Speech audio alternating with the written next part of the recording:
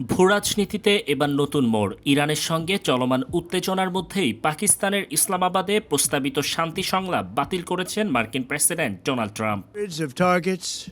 তিনি জানিয়েছেন ইরানের দেওয়া প্রস্তাব যুক্তরাষ্ট্রের জন্য গ্রহণযোগ্য নয়, তাই তার বিশেষ দূতদের সফর স্থগিত করা হয়েছে। মার্কিন প্রেসিডেন্টের এই সিদ্ধান্তের ফলে বহু প্রতীক্ষিত ইসলামাবাদ সংলাপ আপাতত বন্ধ হয়ে গিয়েছে। আলোচনায় অংশ নেওয়ার কথা ছিল তার বিশেষ দূত স্টিভ উইটকফ এবং জামাতা জ্যারেড কুশনারের, তবে শেষ মুহূর্তে ট্রাম্প পুরো উদ্যোগ বাতিল করেন। ট্রাম্প তার সামাজিক যোগাযোগ মাধ্যমে দেওয়া এক পোস্টে প্রথম এই সিদ্ধান্তের কথা জানান।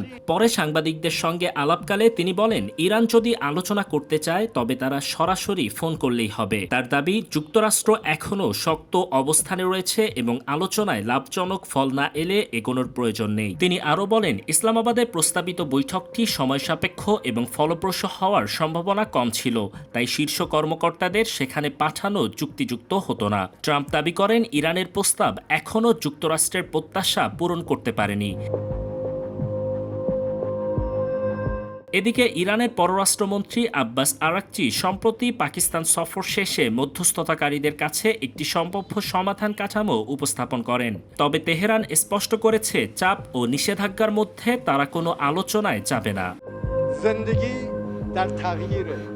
ইরানের প্রেসিডেন্ট মাসুদ পেজেশকিয়ানও জানিয়েছেন, বর্তমান পরিস্থিতিতে আস্থার ঘাটতি রয়েছে, যা আলোচনায় বড় বাধা।